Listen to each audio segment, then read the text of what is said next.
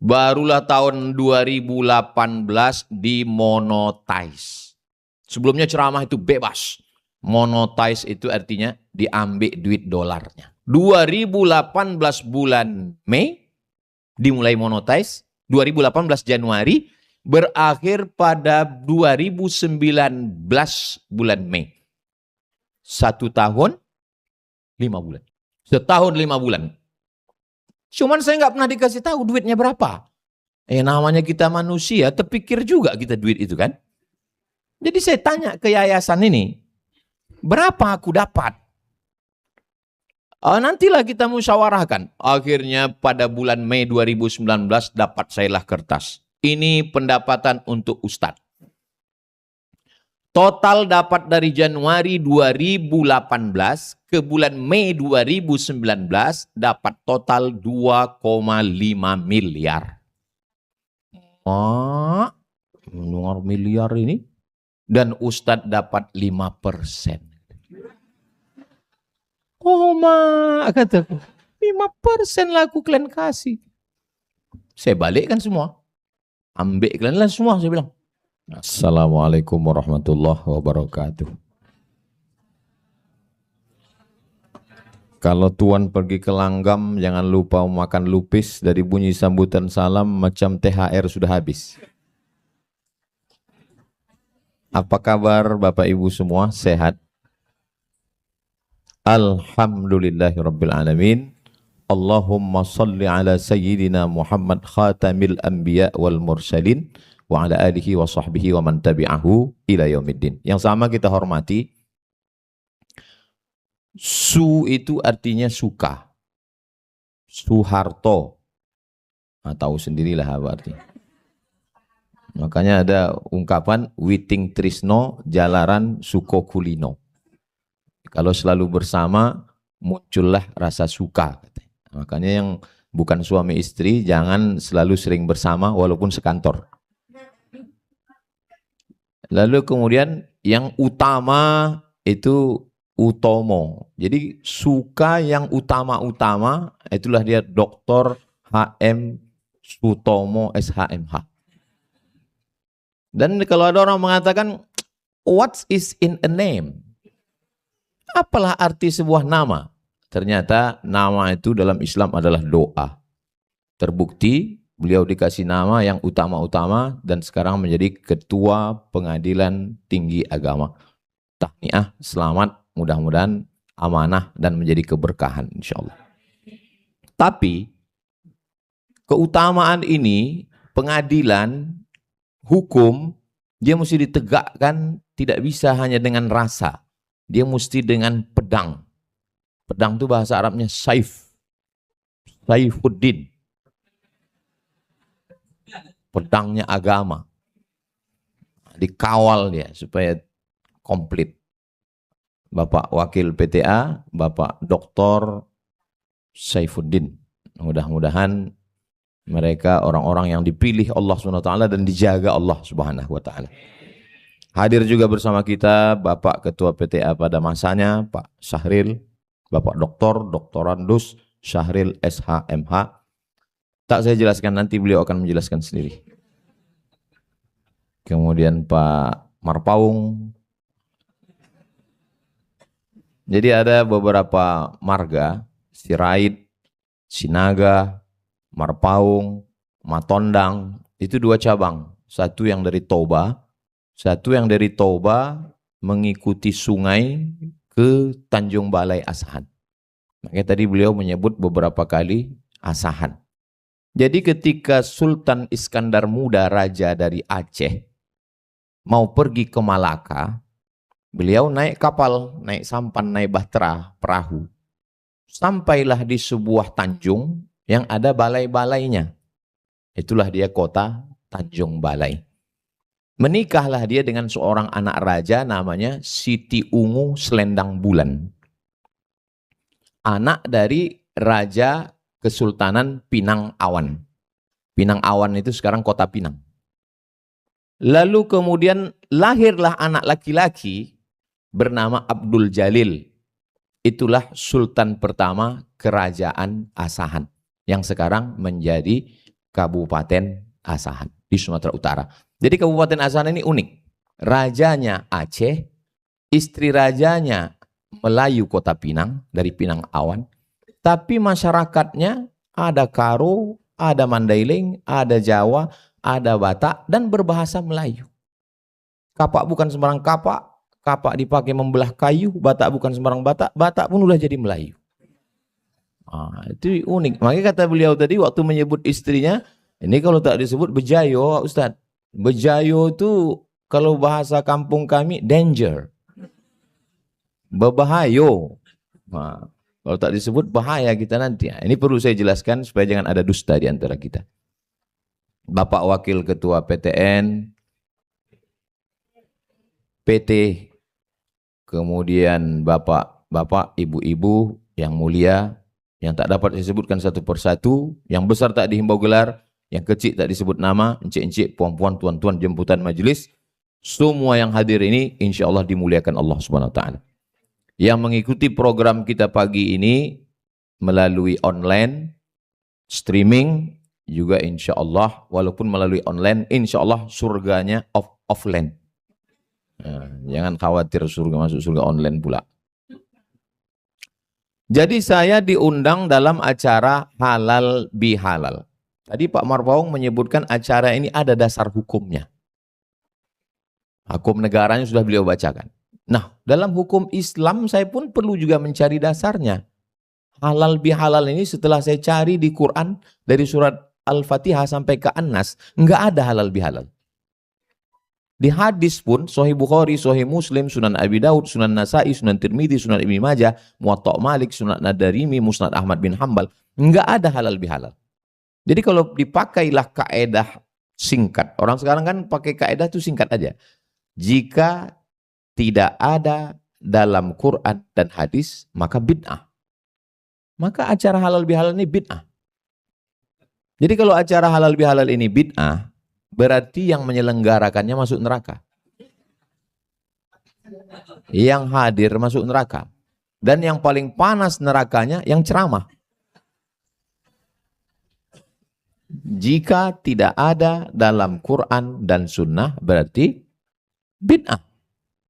Itulah yang selalu diucapkan di masjid-masjid, di kantor-kantor bahkan sudah masuk. Jika tidak ada dalam Quran dan hadis berarti bid'ah. Ada seorang ulama namanya Imam Ahmad bin Hambal, meninggal tahun 241 Hijrah. Imam yang keempat. Paling tua pertama Hanafi, nomor 2 Maliki, nomor 3 Syafi'i, nomor 4 Hambali. Makamnya di Baghdad, Irak. Imam Ahmad bin Hambal punya anak namanya Abdullah. Abdullah ini ditanya, wahai Abdullah, iya, ayah kau Ahmad bin Hambal, betul. Bagaimana sholat sunatnya? Ayah saya sholatnya sehari semalam 300 rakaat, 300 rakaat. Itu kalau dipakai kaedah tadi, jika tidak ada dalam Quran dan Sunnah bid'ah, berarti Imam Ahmad bin Hambal masuk neraka. Karena nggak ada Nabi melaksanakan sholat 300 rakaat. Sahih itu riwayatnya Pak Ustaz. Sahih ada dalam kitab Syiar A'lam An-Nubala, ditulis oleh Imam Az-Zahabi. Kalau mau cari biografi ulama, kitabnya yang paling bagus. Syiar A'lam An-Nubala, yang menulisnya oleh ahli hadis, Imam Az-Zahabi. Ada sahabat Nabi namanya Abu Hurairah. Sebelum tidur malam, dia simpul tali 1000 simpul. Diikatnya simpul. Habis itu sebelum tidur malam dia petik 1000. Subhanallah, subhanallah, subhanallah. Kalau pakai kaedah tadi, jika tidak ada dalam Quran, tidak ada dalam hadis, berarti bid'ah. Berarti Abu Hurairah masuk neraka. Karena tidak ada hadis mengatakan Nabi bertasbih 1000 kali pakai simpul tali. Ada ulama namanya Ibnu Taimiyah. Ibnu Taimiyah dalam manaqib biografinya, habis sholat subuh sampai terbit matahari, dia membaca Al-Fatihah. Non-stop.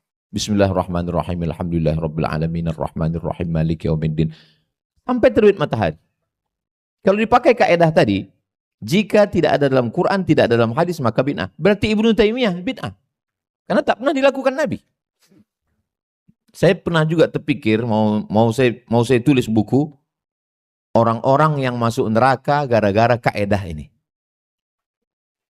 Banyak sekali orang masuk neraka gara-gara kaedah ini. Jadi surga itu cuma untuk dia, bininya sama mertuanya. Begitulah luasnya surga, hanya 3 orang aja isinya. Mubazir sekali.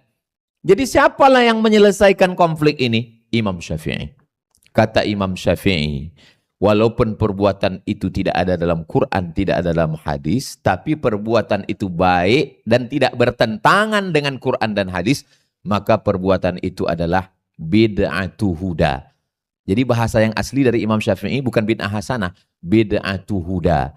Baru datang Imam Ibnu Hajar Al-Asqalani pada abad ke-7, abad ke-8, baru dia katakan namanya bid'ah hasanah. Jadi ambil dari hadis Nabi. Hadis Nabi yang mana? Hadis Nabi yang dilanjutkan oleh Abu Bakar Siddiq. Hadis Nabinya sholat tarawih. Yang sholat tarawih Nabi 3 malam. Pada masa Umar bin Khattab dikumpulkan semua orang sholat. Imamnya Ubay bin Ka'ab dibuat 30 malam. Sholat tarawih 30 malam tak pernah dibuat Nabi. Nabi hanya 3 malam. Makanya kalau ada orang pegawai PTA yang sholat tarawih 3 malam, itulah yang sunnah itu. Kok kenapa nggak pernah aku tengok ke masjid? Aku ini sunnah, kata dia. Setelah dibuat 30 malam, 1 malam 1 juz, imamnya Ubay bin Ka'ab menengok itu, apa kata Umar bin Khattab? Ni'matil bid'atu hadhihi. Sebaik-baik bid'ah adalah ini. Maka kata Imam Syafi'i, kalau dia tidak bertentangan dengan Quran, tidak bertentangan dengan sunnah, tidak bertentangan dengan pendapat sahabat, tidak bertentangan dengan tabi'in, perbuatan itu baik, maka perbuatan itu adalah bid'atu huda, bid'atun hasanah. Jadi bagi Bapak Ibu yang merasa berat hadir halal bihalal ini, aku sebetulnya berat halal bihalal ini, bid'ah ini. Kenapa kau hadir? Diwajibkan Pak Ketua. Maka sesungguhnya perbuatan ini tidak bid'ah dhalalah, bukan bid'ah kesesatan. Apa aja isi dari halal bihalal itu, apa isinya? Maka jangan terjebak pada kata. Karena banyak kali kata, saya di Mesir 4 tahun, nggak pernah saya dengar orang Mesir itu bilang halal bihalal. Di Maroko saya 2 tahun, nggak pernah saya dengar orang Maroko bilang halal bihalal. Di Sudan pun nggak ada halal bihalal. Inilah bahasa Arab yang orang Arab pun tak tahu. Halalun bihalal, katanya. Sama macam orang Tanjung Bali pergi umroh. Datang orang Arab nanya, kaif halak? Kata, halak hita, kata. Tolu halak, kata. Jadi halal bihalal itu murni bahasa Indonesia yang diarab-arabkan. Halal. Apa arti kata halal itu? Rabbishrahli sadri wa yassirli amri. Wahlul. Wahlul itulah asal kata halal. Wahlul artinya lepaskanlah tali yang mengikat lidahku. Karena kalau lidah terikat susah kita bercakap. Kenapa saya di PTA ini kalau ceramah lepas lidah saya? Tak terikat lidah saya. Ya karena memang orangnya orang-orang yang berintegritas. Yang bebas dari korupsi. Saya tengok macam ragu-ragu mau tepuk tangan.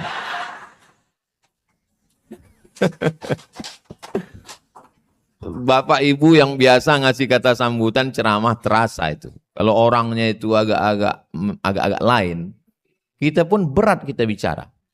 Tapi di PTA ini saya bicara biasa. Kenapa? Karena dari hati ke hati. Kita naik motor, yang dipegang stang, pakai tangan, kopling di kaki. Tapi rambu-rambu lalu lintas yang ditulis oleh Polda di pinggir jalan, hati-hati. Kenapa tak kaki-kaki? Kenapa tak tangan-tangan? Kenapa tak mata-mata? Karena mata, telinga, tangan, kaki, dan hati semuanya diperintahkan oleh hati. Itu makanya di sini saya lihat judulnya di belakang, sucikan hati. Sucikan hati. Dan alhamdulillah saya sudah keliling rumah sakit di Pekanbaru ini menjenguk jamaah. Belum ada lagi yang tertulis di situ spesialis penyakit hati. Karena kalau yang di tengah ini hati, liver namanya. Makanya orang sakit hati disebut sakit liver. Sedangkan yang di samping ini sebesar genggaman jari kita, sebesar apa tangan kita, sebesar itulah dia. Itu namanya jantung. Jadi sebetulnya yang dimaksudkan sucikan hati ini, hati, liver, atau jantung. Akhirnya berkelahi. Yang satu mengatakan kolbu itu jantung. Yang satu mengatakan kolbu itu hati. Supaya mereka tak berkelahi, kita damaikan jantung hati. Nah, karena ibu waktu bilang ke bapak, apa kata dia? Kaulah jantung hatiku, kata dia. Kenapa begitu kata dia? Karena kalau tak begitu bejayo. Gitu. Nah, jadi kenapa hati? Orang Arab tidak menyebutnya hati. Orang Arab menyebutnya qalb. Makanya kalau ada orang yang mengatakan, mari kita jaga kalbu kita. Kalbu itu anjing. Kalbu. Makanya bahasa Arab ini hati-hati. Hati-hati. Karena kalau bahaya dia sampai ke hati. Beda sama qalbu dengan kalbu. Kalau kalbu itu dog. Kalau qalbu, qalbi, my heart. Hati saya. Makanya jangan hanya open house, tapi juga open heart. Buka pintu dan buka hati. Nah, hati inilah yang sekarang sedang dibersihkan. Makanya selalu dipancing dengan pantun itu untuk melihat. Kalau saya lihat dari senyuman dan tatapan jamaah ini semuanya orang-orang yang hatinya bersih. Tidak punya masalah dan tak punya utang. Kan? Lepas. Orang kalau ada utang nggak bisa begini ketawanya. Tertahan. Ya tahan. Ini saya tengok lepas. Mudah-mudahan yang ada utangnya cepat lunas insya Allah. Wah, banyak juga ternyata. Jadi sebetulnya isi dari halal bihalal itu adalah wahlul, melepaskan ikatan-ikatan, simpulan-simpulan seperti benang kusut. Jadi kalau diringkas halal itu apalah arti halal? Kita pergi ke Makkah. Dari Makkah ke Musdalifah. Jangan lupa membawa payung. Sudah lama lah saya tausiah. Yang paling unik pantun Pak Marpaung.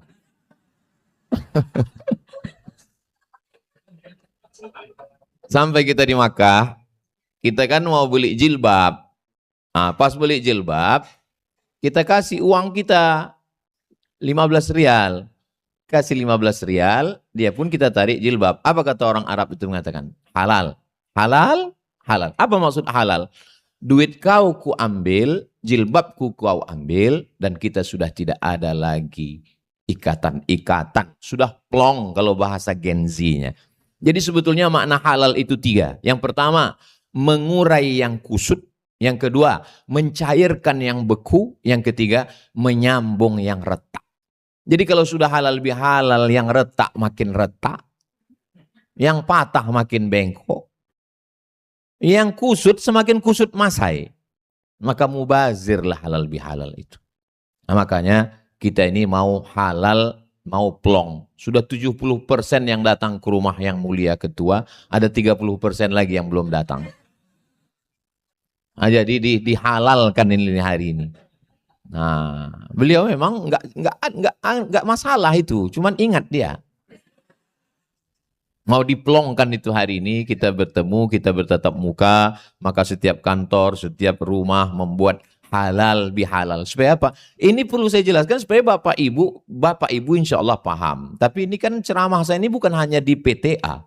Ceramah saya ini nanti akan ditonton oleh semua orang karena ini diupload di channel Pengadilan Tinggi Agama Pekanbaru. Jangan lupa subscribe, like, share, and comment. Supaya yang nonton itu jangan hanya berita rujuk, talak, li'an, zihar aja yang dia tahu. Supaya jangan sampai anaknya bertanya, mama. Iya, mama dari acara apa tadi? Halal bihalal. Apa artinya halal bihalal? So, kok banyak tanya itu Yahudi Bani Israel. Udah dijelaskan Ustadz Somad itu di channel Pengadilan Tinggi Agama Pekanbaru. Apa? Mama nggak ingat lagi, kau tonton aja lah sendiri, kata dia. Jadi dengan adanya halal bihalal ini kita plongkan hati kita. Kenapa? Karena kalau kita simpan, mohon maaf, handphone Anda tidak bisa mengirim WA. Kemarin malam, WA saya nggak bisa ngirim. Katanya mesti dikosongkan beberapa file. Lalu saya minta, tunjukkan mana file yang paling penuh. Penuh. 4 giga kepada mertua. Mertua ini saya jauh di Jombang, Jawa Timur sana. Kami pulang setahun sekali Idul Fitri. Jadi tiap hari saya kirim gambar cucunya, gambar pengajian. Rupanya penuh sampai 4 giga. Saya delete.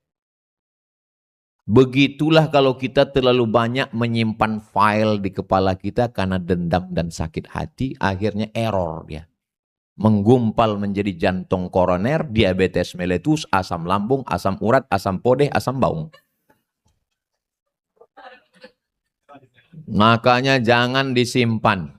Saya alhamdulillah wa syukrulillah, segala yang menyakitkan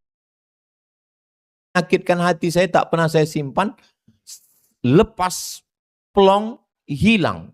Tapi ingat, bukan saya berusaha mengingat. Ketika terjadi peristiwa itu sekian-sekian lama, akhirnya saya ingat lagi. Bukan saya mengingatkan. Memori itu berulang. Macam kita diingatkan. Kadang kita kan udah lupa. Banyak lupa. Termasuklah baru begitu menonton tadi baru saya sadar. Oh, rupanya semua ceramahku di pengadilan tinggi ini ada rekamannya.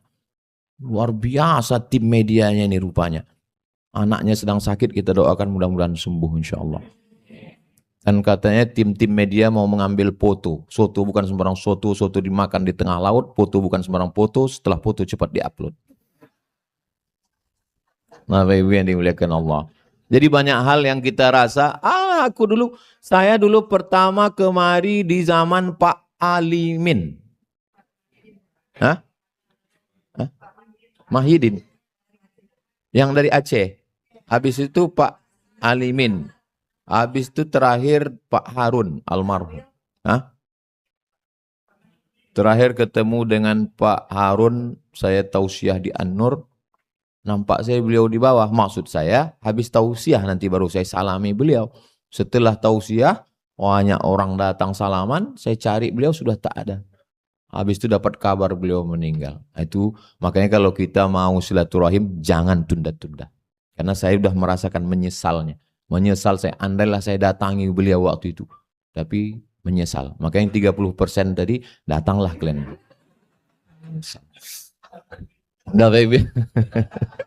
Bapak Ibu yang dimuliakan Allah Subhanahu wa Ta'ala.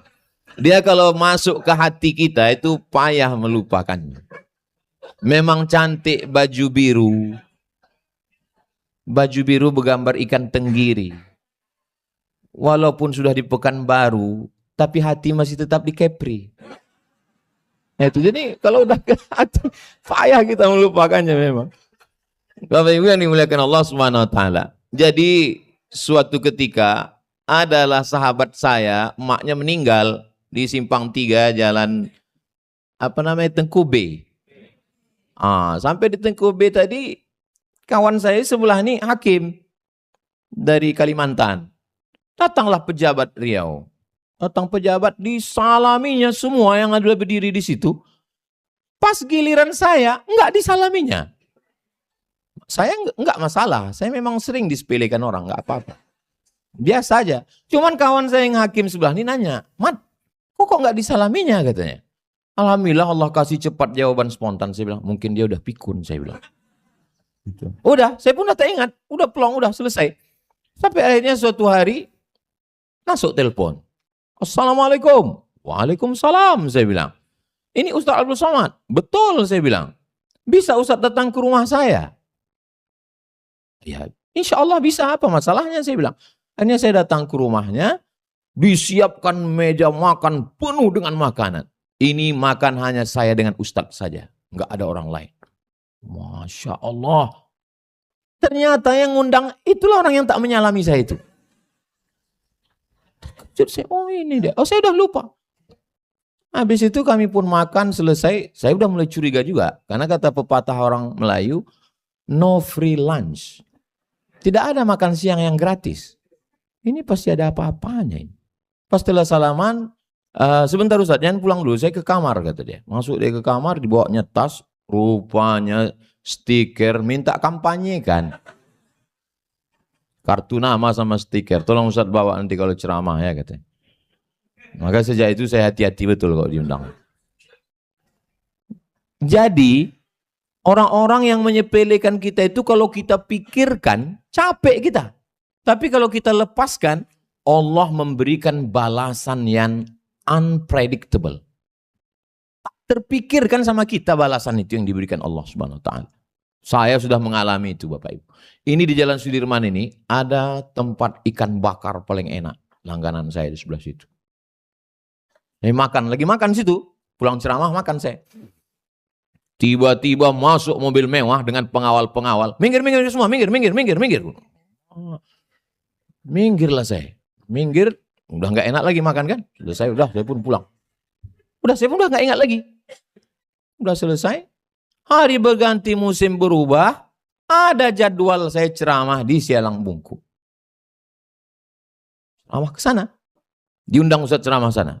Pas saya ke sana dikawal dengan semua pengawal segala macam dari sipir-sipir penjara. Pas saya tengok pejabat yang mengusir saya itulah duduk di lantai. Duduk di lantai nggak pakai karpet. Padahal waktu di ikan bakar itu, waktu diusir pengawal dia itu, dibukakan pintu, dia lah keluar begini. Lama saya berdiri di situ. Astagfirullah. Jadi belajar saya dari situ, makanya setiap orang yang menyepelekan, nggak pernah saya pikirkan, nggak pernah saya balas, saya serahkan dia sama Allah. Ya Allah, ini hamba engkau ya Allah, kuserahkan ajalah dia kepada engkau. Karena balasan Allah itu begitu indah. Dan ketika Allah membalas, kita tidak lagi marah, tapi malah kasihan. Maka kalau panjang umur, sehat badan, mau saya bukukan ini. Tentang orang-orang yang menyakiti saya. Nah itu Ustaz masih ingat. Kan ya sudah nggak ingat. Yang saya ingat itu bukan kejahatan dia itu. Pembalasan Allah itu yang saya ingat. Setelah dibalas. Buktinya yang tak dibalas Allah saya tak ingat. Saya naik pesawat sama Pak Kiai. Tidak boleh sebut nama, menjaga kode etik jurnalistik. Naik pesawat sama Pak Kiai.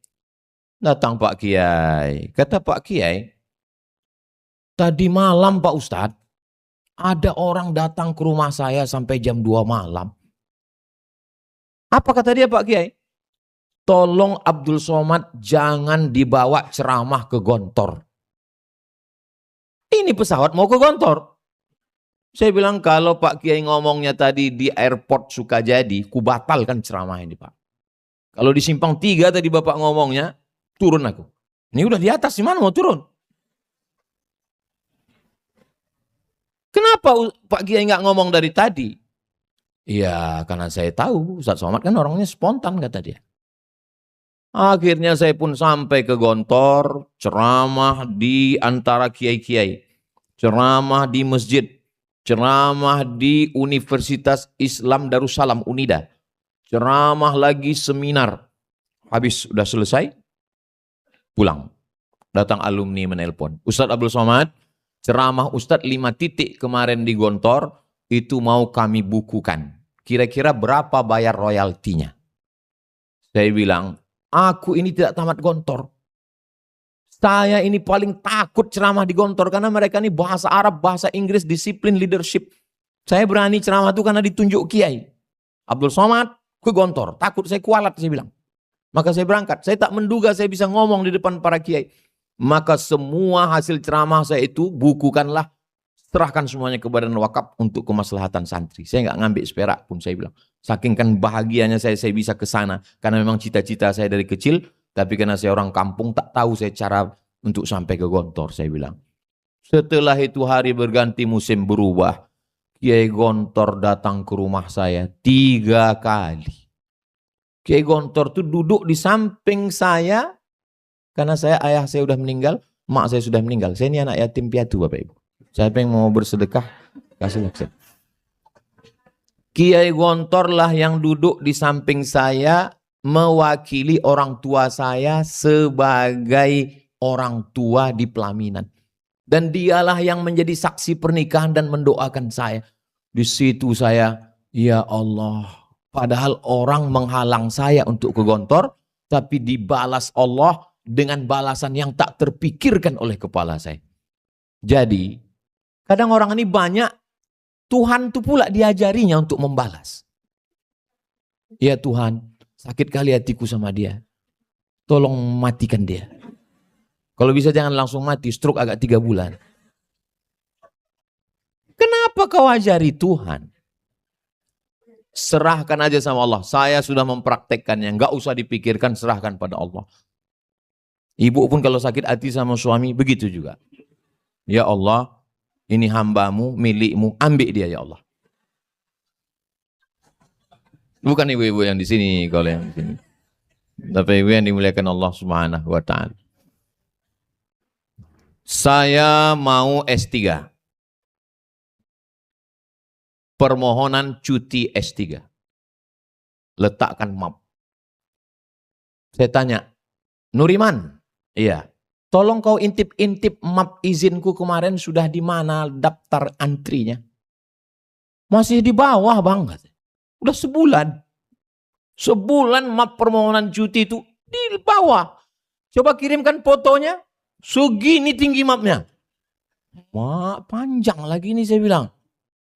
Dah. Habis itu bulan berikutnya saya datang. Tolonglah Pak Rektor. Izinkanlah saya mau ngambil S3 ini. Iya insya Allah, insya Allah, insya Allah. Sebulan lagi menunggu.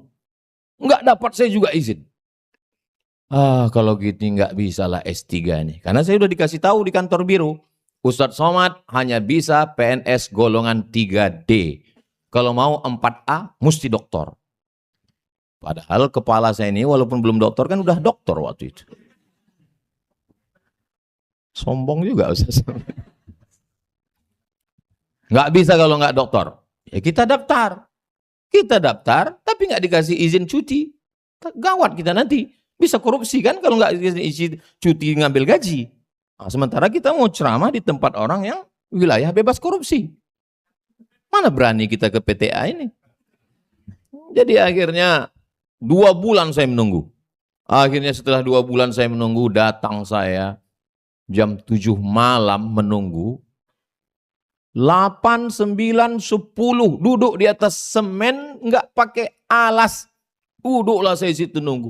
Di depan saya kebetulan ada orang Jambi. Saya tanya, kalian dari mana? Kami dari Jambi Pak Ustadz. Udah berapa lama nunggu? Dari jam 3 tadi. Oh ada yang lebih parah dari aku rupanya. Kenapa kalian nggak nanya dulu dia pulang jam berapa? Disuruhnya kami datang jam 3 Pak Ustadz. 3, 4, 5, 6, 7, 8, 9, 10. Mereka 6 jam, saya 3 jam. Akhirnya pulanglah yang mulia tadi. Salaminya saya suruhnya masuk. Abdul Somad, masuk. Masuk saya ke dalam. Masuk saya ke dalam, bertiga. Saya, beliau, ada 1 orang.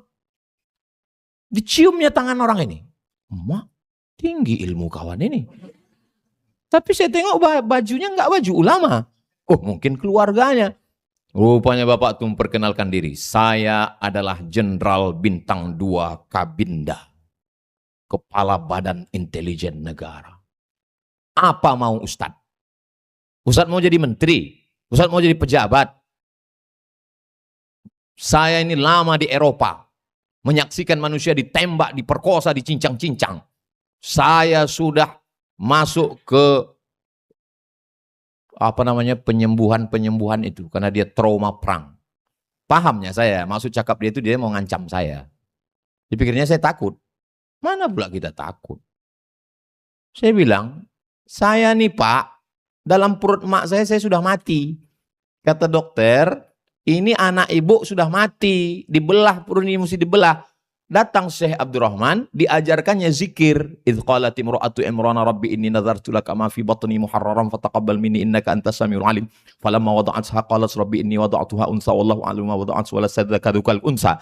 Wa inni sammaituha Maryama wa inni u'idzuha bika wa dzurriyyataha minasyaitonir rajim. Fataqabbalaha rabbuha biqabulin hasanin wa ambataha nabatan hasanan fakaffalaha Zakaria.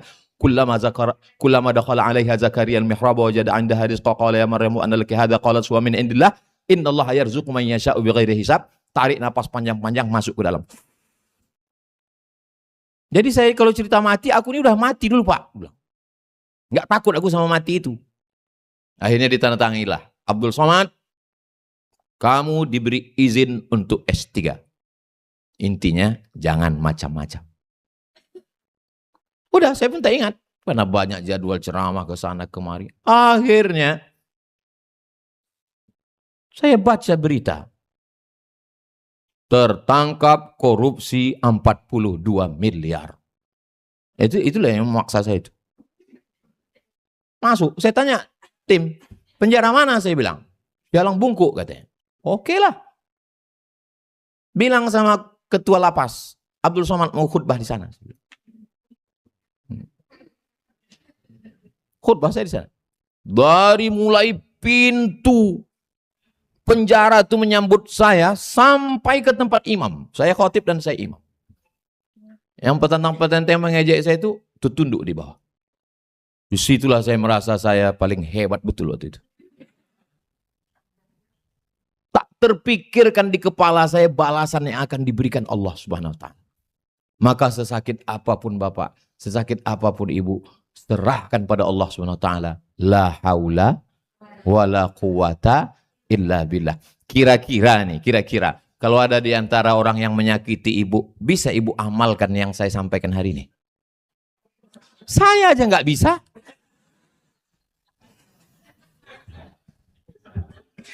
Insya Allah balasan. Saya ceritakan ini sengaja. Kenapa? Balasan Allah lebih hebat, lebih dahsyat, lebih kuat daripada balasan manusia. Saya mulai direkam ceramah ini bulan tahun 2009 mulai direkam ini. Saya pulang ke Pekanbaru 2008. Ceramah mulai di Masjid Akramun Nas Unri, Gobah, 2009. 2009, 2010, 2011, 2012, 2013, 14, 15, 16, 8 tahun ceramah. 17 viral satu khutbah saya tentang runtuhnya Turki Utsmani. Khutbahnya di Masjid Raya Pasar Bawah. Dikirim-kirim orang. Ceramah Ustaz Abdul Somad. Lalu kemudian di internet, medsos pun mau kemana-mana potongan videonya. Barulah tahun 2018 dimonetize. Sebelumnya ceramah itu bebas. Monetize itu artinya diambil duit dolarnya. Ada bayarannya. 2018 bulan Mei dimulai monetize. 2018 Januari berakhir pada 2019 bulan Mei. 1 tahun 5 bulan. Setahun 5 bulan.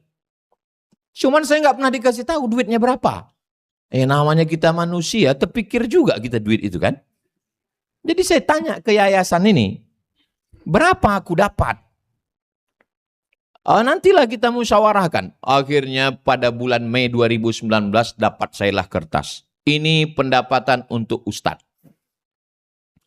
Total dapat dari Januari 2018 ke bulan Mei 2019 dapat total 2,5 miliar. Mendengar miliar ini. Dan Ustadz dapat 5%. Kataku, 5% lah aku kalian kasih. Saya balikkan semua. Ambil kalian lah semua, saya bilang. Maksud saya bilang ambil semua ini, ajaklah saya musyawarah. Rupanya saya suruh ambil semua, enggak diajaknya musyawarah. La ilaha illallah. Maksud saya gitu, ajaklah musyawarah kan. Tanyalah kau mau berapa gitu kan. Memang sekarang ini enggak bisa kita, betul kata ada psikolog saya tengok di internet. Orang yang enggak enakan akan selalu ketemu dengan orang enggak punya pikiran. Saya ini orangnya enggak enakan. Ini maksud saya bilang, kau 5% lah kau kasih ke aku, ambil aja lah ini semua. Ambilnya semua. Keluar saya bulan Mei, Juni, Juli, itu saya buat medsos, itu saya buat channel YouTube baru. Bulan Juli 2019, channel YouTube baru, nama channelnya Ustadz Abdul Somad Official. Jangan lupa subscribe, like, share, dan komen. Aku udah ya, yang 30% yang belum coba. Aku ya Allah, ini channel baruku ini, channel ini maka semua duit channel ini tak akan kuambil seperak pun.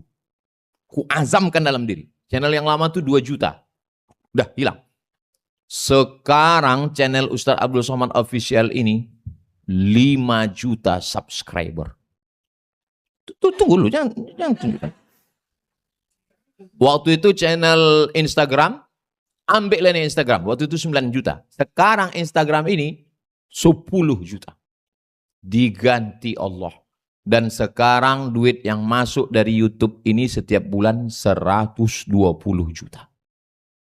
Tapi saya tak mengambil seperak pun karena udah janji dulu. Kenapa Ustaz janji begitu? Aku tak tahu bakal segini duitnya. Hati sedang terluka kan? Sedang hancur-hancurnya. Ya Allah, ini channel baru. Kata tim IT, tim media, kami kalau ngulang dari nol nggak sanggup Pak Ustadz. Memang yang sanggup ngulang dari nol itu cuma Pertamina. Dari nol ya Pak, kata. Kita ulang dari nol Instagram, kita ulang dari nol YouTube, kita ulang dari nol FB, kita ulang dari nol TikTok. Ternyata balasan Allah Subhanahu wa Ta'ala. Berdiri pondok pesantren Yayasan Tabung Wakaf Umat yang di Palas, dapat tanah dari Pak Edward Sanger 1 hektar. Datang lagi bapak orang kaya. Saya menengok pagarnya aja terpukau kata dia. Ambil 2 hektar lagi. 3 hektar. Di depan itu ada 4 kata dia. Ambil lagi kata dia. Oh, udah ambil aja nih.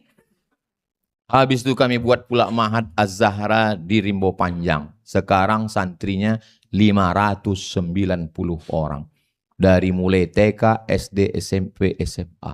Balasan Allah tak terpikirkan oleh saya. Pondok baru, tanah baru, rumah baru, bini baru. Dibalaskan Allah Subhanahu wa Ta'ala. Ibu jangan sakit hati. Ini sekedar mau, saya tahu dari senyuman mereka, mereka ini setia. Memang beda-beda sedikit antara setia dengan takut itu. Jadi balasan Allah itu tidak terpikir. Sejak itu saya tak mau lagi sakit hati sama orang. Karena semakin disakiti semakin harum semerbak. Semakin dipotong semakin tumbuh. Semakin dibakar semakin menyala abangku. Apa dia? Sudah gaharu cendana pula. Sudah tahu bertanya pula. Pohon gaharu lah yang semakin dipotong semakin tumbuh. Dan semakin dibakar semakin harum mewangi. Saya tidak pakai ayat Quran, pakai hadis. Nanti kalau saya ceritakan tentang Nabi, orang, alah itu kan Nabi. Ini true story, kisah nyata. Berbagai kesakitan-kesakitan hidup itu dibalaskan Allah dengan pembalasan yang luar biasa. Tapi itu semua bisa saya ngomongkan setelah lewat. Pas sebelum lewat, sakitnya ya Allah. Di balik hati yang hancur. Memang terkadang Allah membuat kita patah hati dengan dunia ini. Bahkan dari keluarga terdekat kita dibuat Allah kita hancur berkeping. Supaya apa? Supaya kita hanya bergantung kepada Dia. Jangan bergantung kepada kawan-kawan berubah menjadi lawan. Jangan bergantung kepada pokok kayu akan tumbang. Jangan bergantung kepada harta akan binasa. Jangan bergantung kepada kuasa, karena akan datang KPK. Tapi bergantunglah kepada Allah. Pas saya bilang Allah tuh langsung diambil foto oleh Pak. Bapak Ibu yang dimuliakan Allah Subhanahu wa Ta'ala. Jadi yang pertama adalah sucikan hati. Hati ini dulu. Saya mau masuk ke airport, tiba-tiba berbunyi pintu detektor itu. Tet. Bapak ikat pinggangnya. Aku memang nggak pernah pakai ikat pinggang. Saya nggak pernah pakai ikat pinggang. Jam tangannya Pak, jam sudah kubuka saya bilang. Rupanya topi saya itu ada pinnya, ada besinya. Buka, berbunyi. Sekecil apapun logam berbunyi.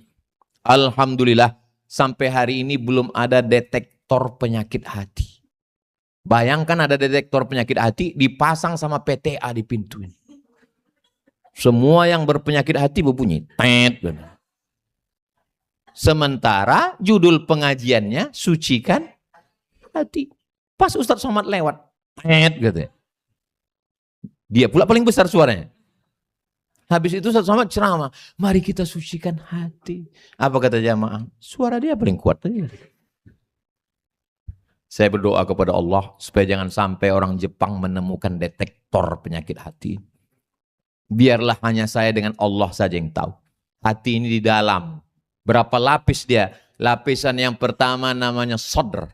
Lapisan yang kedua namanya qalb. Lapisan yang ketiga namanya fuad. Lapisan yang keempat namanya sir. Di dalam lubuk hati sir rahasia Allah Subhanahu wa ta'ala. Disitulah kita mensucikannya. Makanya kalau kita baca iftitah itu, enggak ada iftitah itu minta selamat dari khamar, dari riba, dari zina, enggak ada. Tapi penyakit hati semua. Merasa diri besar. Allahu Akbar kabira. Suka dipuji-puji. Tuan Guru, Datuk Seri Ulama Setia Negara, Profesor Abdul Somad, LC, DESA, PhD. Mau ngembang lubang hidung hampir sebesar terowongan Mina. Kenapa lah Ustadz buat panjang-panjang, titel panjang begini? Saya dulu pertama pulang ke Pekanbaru hanya Ustadz Abdul Somad. Nggak ada titel panjang-panjang. Ada satu koran. Dulu masih koran, belum internet. Koran 2008. Di koran ini, di halaman belakang, itu banyak kali Ustadz, tapi jual obat kuat. Minyak lintah, entah apa kadal. Ustadz semua. Jadi saya takut nanti jamaah ini salah undang. Disangkanya kita jual obat. Nah itulah saya buat Ustadz Abdul Somad LCMA. Aslinya kalau mendaftar di perguruan tinggi tuliskan dengan titel asli negara bersangkutan. Maroko itu titelnya memang DESA, singkatan dari Diplôme Études Supérieures Approfondies, bahasa Prancis. Keren memang, sampai ke Riau jadi kampung. Desa. LC itu artinya tulisannya licence. Kalau Malaysia menyebut lesen. Mana lesen awak? Lesen surat izin. Kakak senior saya, Kak Dr. Tuti LCMA. Beliau dosen di UIR. Saya pun dengan UIR nih dulu, waktu baru-baru pulang. Bang, bisa tak aku mengajar di UIR? Oh, payah mat. Kan senang kau mengajar di UIR katanya. Itu level-level Kak Tuti aja yang bisa itu katanya. Bisa katanya. Saya dapat pengajian kultum zuhur di Masjid Al-Munawwarah. 6 bulan saya di situ. Karena abang ini nengok saya baru pulang. Tengoknya nggak pandai ini ceramah katanya kan. Dikasihnya buku, kau bacakan aja buku ini. Judul bukunya Min Rawa'i Hadaratina. Ditulis oleh Profesor Dr. Syekh Mustafa As-Sibai. Saya bacakanlah itu. Habis, saya berharap habis itu diundang jadi dosen. La salam wala kalam. Udah habis itu saya pun tak ingat. Lupa, saya memang cepat melupakan sesuatu. Itu kok Ustaz masih ingat. Saya ingat balasan Allah. Tahun kemarin, datang Pak Rektor, Wakil Rektor, Direktur Pasca Sarjana ke rumah. Apa maksud nih Pak Rektor? Kami meminta Ustadz menjadi dosen pasca sarjana di tempat. Baru saya ingat yang lalu itu. Oh begitu balasan Allah ternyata. 10 jari kuangkat Pak, 11 dengan kepala. Bukan aku tak hormat, tak takzim. UIR lah tempat aku pertama kali ceramah Pak. Masjid Al-Munawwarah itulah tempat paling berkenan Pak. Tapi saya di Pekanbaru hanya 3 hari. Selasa, Rabu, Kamis. Selasa saya ngurus pondok, Rabu nerima tamu, Kamis saya sama keluarga. Kalau diambil juga lagi mengajar, bejayo aku nanti Pak. Nah, saya pun udah lama nggak mendengar bejayo ini. Baru di PTA inilah terulang memori lagi. Jadi Pak, saya datang ke UIR kuliah umum saja setiap awal semester. Oh, begitulah Pak Ustadz. Akhirnya saya bisa datang menemui senior saya. Bapak Ibu yang dimuliakan Allah, hati, membersihkan hati. Kalau hati sudah bersih, barulah kita bisa berintegritas. Insya Allah kalau hati bersih, berintegritas. Setelah berintegritas, barulah kita bisa membelikan pelayanan. Karena kita ini pelayanan, digaji dari APBN. Kalau pegawai Pemko curang, dia hanya di akhirat minta izin kepada 1.200.000 penduduk Pekanbaru. Penduduk Pekanbaru ini 1.200.000 kalau siang, kalau malam 1 juta. Karena orang Rimbo Panjang balik. Dia hanya minta izin kepada penduduk karena yang bayar pajak 1.200.000. Kalau ada pegawai Pemprov yang macam-macam, dia hanya perlu minta izin, minta maaf kepada 6,7 juta penduduk Pekanbaru. Penduduk Pekanbaru 6,7 juta. Tapi kalau pegawai, nggak enak pula kita nyebut, nggak usah lah, yang lain lah. Yang vertikal, maka dia minta maafnya bukan ke penduduk kota, bukan ke provinsi, tapi kepada 285 juta penduduk negara kesatuan Republik Indonesia. Tapi jangan gara-gara ini semua pegawai minta resign. Saya kadang kalau udah habis ceramah tuh banyak itu. Polisi, tentara, ASN datang. Ustaz Somad, ya. Saya setelah mendengar ceramah Ustaz tadi saya mau resign. Terus kau mau kemana? Ya kalau resign langsung mati, kalau nggak mati, aku mau keluar Pak Ustadz. Banyak sekali kemungkaran di kantor kami Pak Ustadz. Kami acaranya cuma 3 hari, tapi tanda tangannya seminggu. Kami naik pesawatnya singa yang bisa terbang. Tapi tiketnya Garuda Pak Ustadz. Saya tanya dia, kalau kau resign dari kantor itu yang menggantikan kau malaikat apa setan? Lebih setan dari aku lagi Pak Ustadz. Kalau 3 hari, kau hitung layaknya gaji yang halal 3 hari itu berapa? Ambil 3 hari. Yang 4 hari, simpan. Kalau tiketmu tiket singa terbang, kira-kira berapa yang diambil pindah ke Garuda? Ambil yang halal, kasih anak bini. Alhamdulillah Pak Ustadz, memang selama ini yang saya ambil yang halal-halal aja. Yang haram saya bawa ke diskotik, saya dugem, Yang halal aja kau kasih ke anak bini, adapun yang haram kau masukkan ke dompet, kau masukkan ke tas, boleh untuk pembangunan posyandu, WC, boleh untuk masolih ammah. Kalau membawakannya ke pondok pesantren, ke kiai, ke habib, ke tuan guru, serahkan aja. Jangan pula sebutkan, mohon maaf tuan guru, ini ada beberapa duit haram yang mau kuserahkan ini.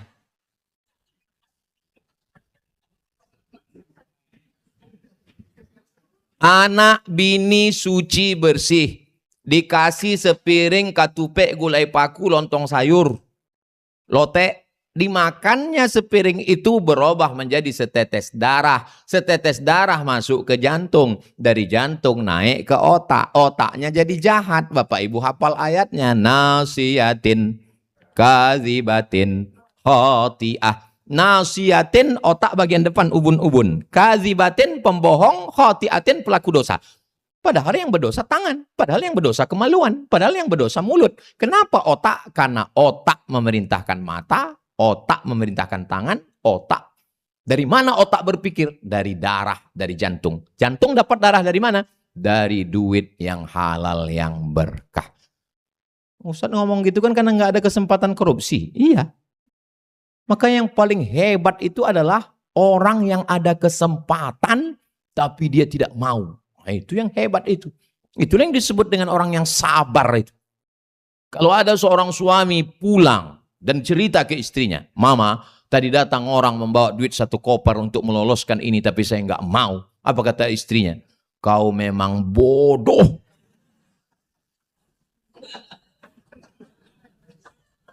Kesempatan nggak datang 2 kali, Pak. Tapi ini haram, Ma. Kita kan bisa undang orang untuk zakat dan sodako.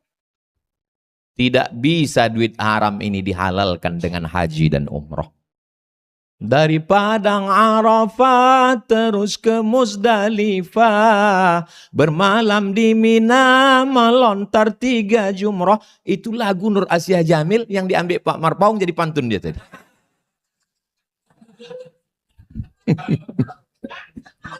Bapak Ibu yang dimuliakan Allah. Jadi kalau dikasih anak-anak, maka saya senang sekali berada di PTA ini. Kenapa? Karena ini wilayah bebas korupsi. Saya Pak Ibu, kalau di tempat itu duit haram, makanya sepanjang jalan Sudirman ini, dulu saya diundang sama bank itu. Semua bank konvensional itu ngundang semua jalan Sudirman. Sekarang nggak ada lagi. Karena setiap diundang di bank itu yang saya ceramahkan, riba, haram, makan haram. Makanya kalau saya diundang ke bank, wal awal wal akhir. Dikasih mereka saya air minum, enggak saya minum. Kenapa? Duit bank haram, duitnya haram, riba. Dikasih mereka saya kue kotak, enggak saya makan. Dikasih mereka saya nasi kotak, enggak saya makan. Dikasih mereka saya duit, saya ambil.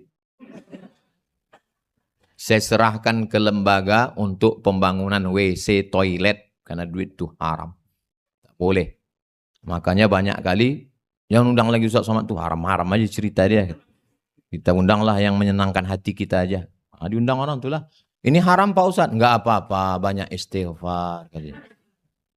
Saudaraku yang dimuliakan Allah Subhanahu wa taala.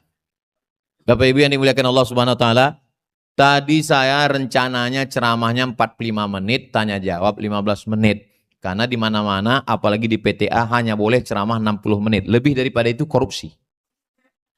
Tapi rupanya karena hati kita lapang, dan yang mendengar pun hatinya lapang, sudah jam 11. Jadi saya serahkan ke moderator. Kalaupun beliau menambah, yang menanggung dosanya beliau. Intinya 3. Yang pertama, sucikan hati. Buahnya integritas. Kalau sudah berintegritas, pelayanannya pasti baik, insya Allah. Mudah-mudahan kami di Yayasan di Pondok bisa melaksanakan itu, meniru wilayah bebas korupsi di Pengadilan Tinggi Agama Pekanbaru, insya Allah. Terima kasih. Saya serahkan ke moderator. Baik, terima kasih Tuan Guru Ustadz Abdul Somad. Baik, Bapak Ibu hadirin yang berada di ruangan ini, kita akan membuka sesi tanya jawab.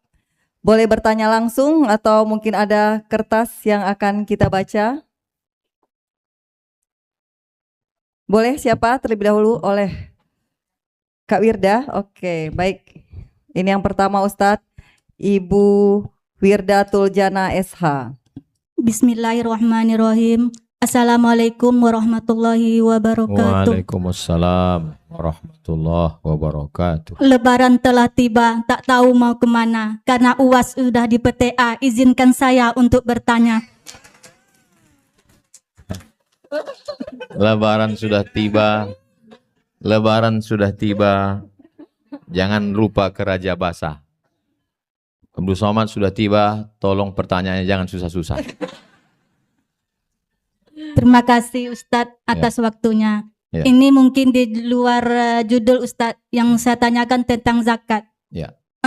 Gimana tentang zakat berkebunan? Apakah setiap panen dibayar atau menunggu 1 tahun Ustadz? Ya. Karena selama ini kan saya setiap panen, tapi ada yang bilang, loh kok enggak sampai setahun gitu. Jadi gimana Ustadz? Terima kasih. Assalamualaikum warahmatullahi wabarakatuh. Kata kelompok yang pertama, kata dia sawit ini nggak ada zakatnya. Karena anggur, gandum, kismis, biji-bijian, padi, keluar zakatnya karena dia dimakan. Maka aku kata dia, aku tak mau berzakat sawit nih, sampai sawit ini bisa dikunyah macam kurma. Itulah kelompok yang tak mau membayar zakat sawit. Nanti kalau ketemu di lapangan, inilah kelompok nih. Dia mau berzakat sawit kalau bisa dikunyah macam kurma. Karena kata dia padi itu ada zakatnya karena bisa dimakan. Gandum juga dimakan. Kurma juga dimakan. Sedangkan sawit enggak kata dia. Ini kelompok 1. Kelompok 2, kata dia sawit ini sama macam zakat harta.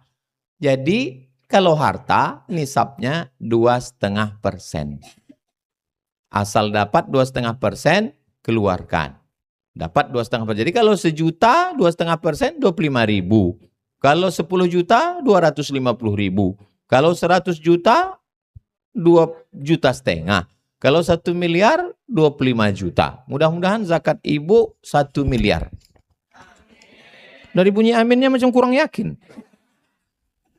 Nah, ini kelompok yang mengkiaskannya kepada zakat harta, tijarah.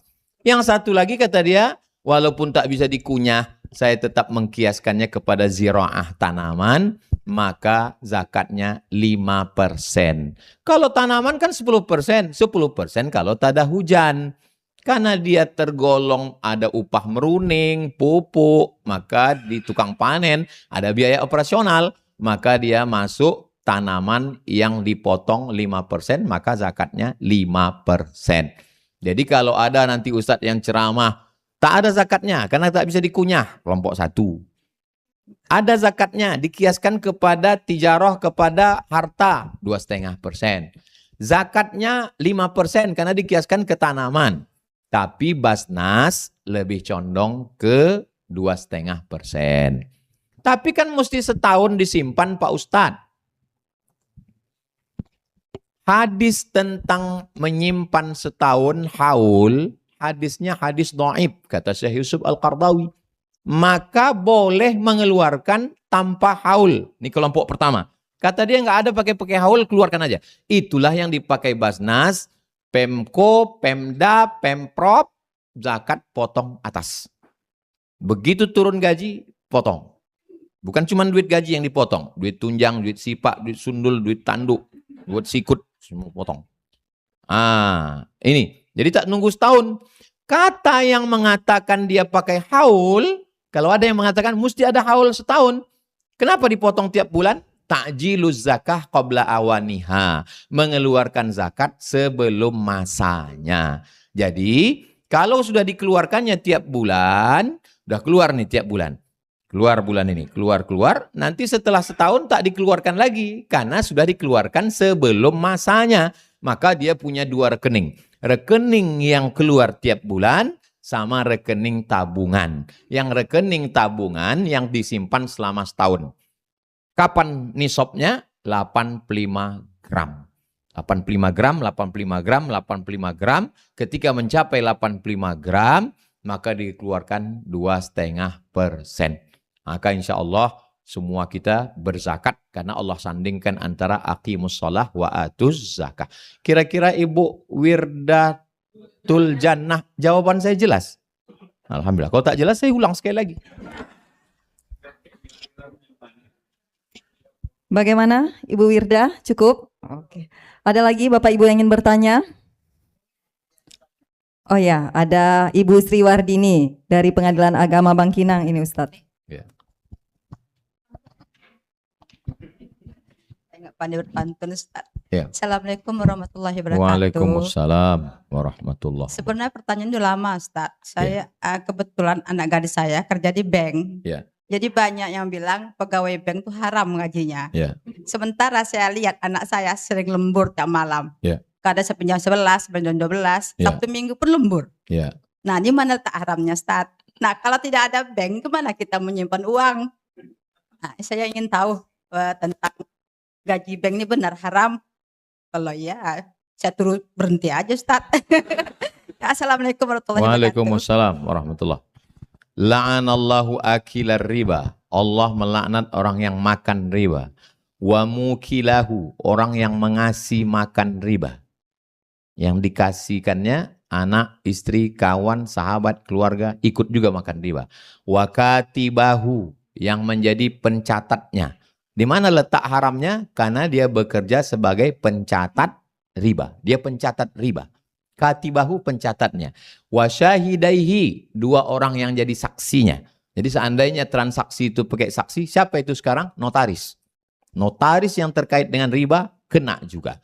Saya menceramahkan ini di mana-mana biar supaya bank tutup. Tidak. Dia berubah kepada syariah. Jadi anak ibu suruh pindah ke bank syariah. BCA, ada BCA syariah. Mandiri, Mandiri syariah. Bukopin, Bukopin syariah. HSBC, HSBC syariah. Di Malaysia saya diundang ke bank rakyat. Saya tengok bank rakyat, konvensional nih, nggak ada pakai syariah, tak ada pakai Islamic Bank. Karyawan pegawainya 5.000 orang. Setelah itu direkturnya ngomong, Ustadz Somad, ini dulu konvensional. Dan sekarang sudah murni syariah.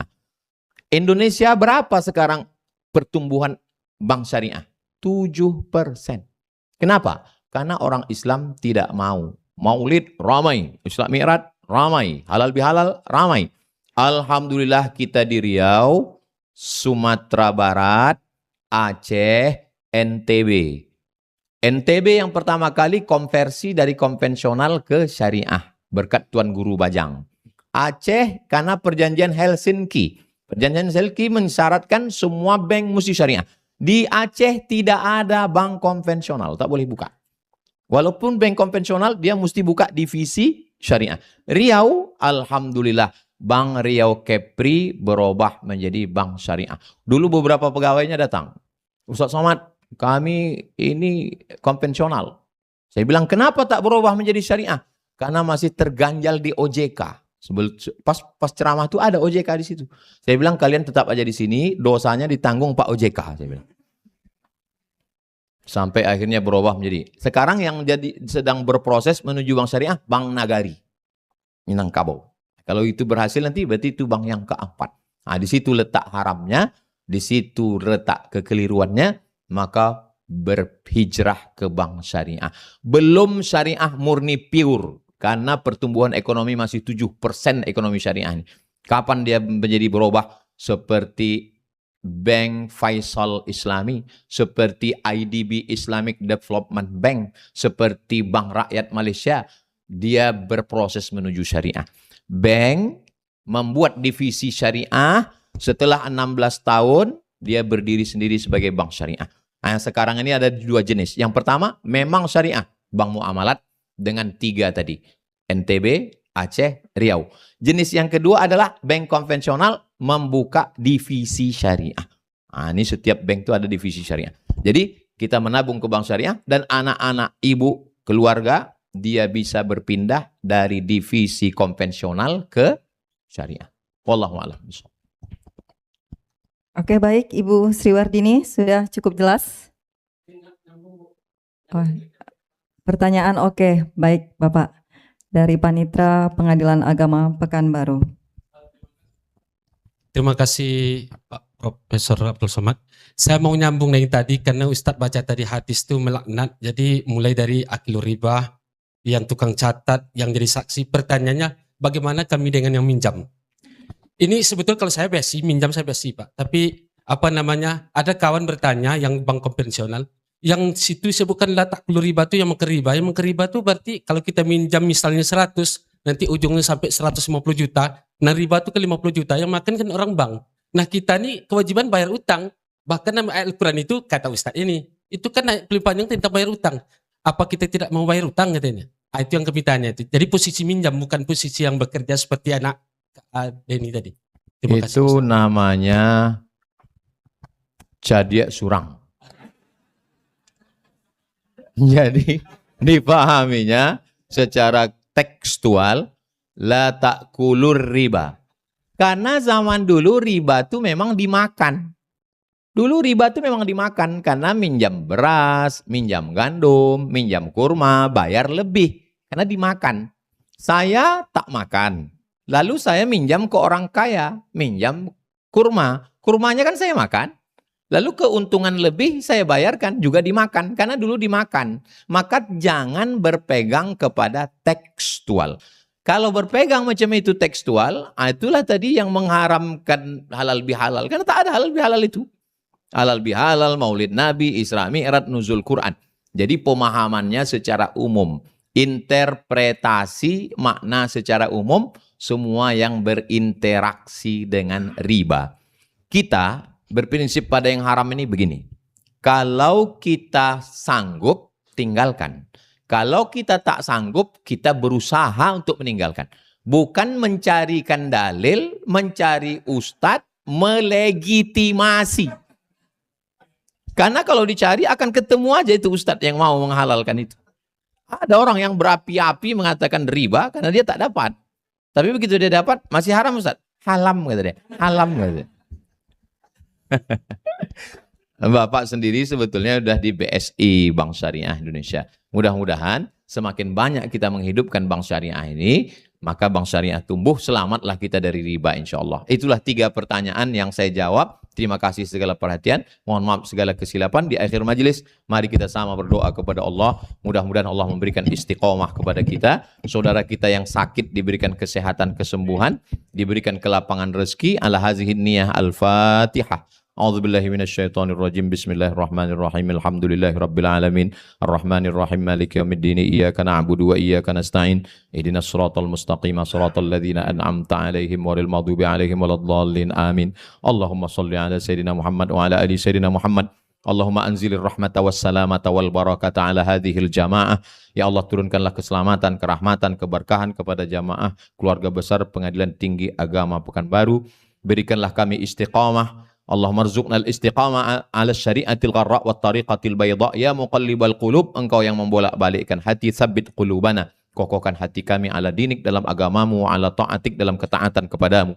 Allahumma a'inna, tolong kami, ala dzikrika, supaya selalu berzikir mengingatmu, wa syukrika, bersyukur kepadamu, wa husni ibadatik, selalu beribadah dengan ibadah yang baik. Allahumma hfaz qulubana, jagalah hati kami, min kulli su' wa syarr, dari segala yang jahat, dari segala kezaliman, dari segala penindasan, dari segala perbuatan dosa, ya Rabbal Alamin. Rabbana fil lana dzunubana, ampunkan dosa kami, wali abaina, ayah kami, wali ummahatina, ibu kami, wali azwajina, pasangan hidup kami, wali dzurriyyatina, anak keturunan kami, wali ashabina, sahabat-sahabat kami, wali a'immatina, pemimpin-pemimpin kami yang soleh, wali jami'il muslimin wal muslimat. Allahumma ansur ikhwanana al-mujahidina fi Falastin, tolong saudara kami yang teraniaya di Palestina. Wansur man nasaraddin, tolonglah orang-orang yang menolong agama kami, ya Allah. Kama jama'atana fi hadzal yaumil mubarak, sebagaimana engkau kumpulkan kami di majlis yang mulia, kumpulkan kami nanti di surga bersama Nabi Muhammad sallallahu alaihi wasallam. Rabbana atina fid dunya hasanah wa fil akhirati hasanah wa qina adzabannar. Wa sallallahu ala sayyidina Muhammad wa ala alihi washabbihi wasallam. Walhamdulillahi rabbil alamin. Taqabbalallahu minkum minna wa minkum taqabbal ya karim. Akhirnya saya ucapkan terima kasih minal aidin wal faizin. Mohon maaf zahir dan batin. Taqabbalallahu minna wa minkum shalihal amal. Saya tutup dengan pantun penutup, menangkap puyuh di Bukit Selasih. Thank you dan terima kasih. Ada satu lagi khusus untuk Pak Ketua. Madiun lemah teles, matur nuwun Gusti Allah sing bales. Assalamualaikum warahmatullahi wabarakatuh.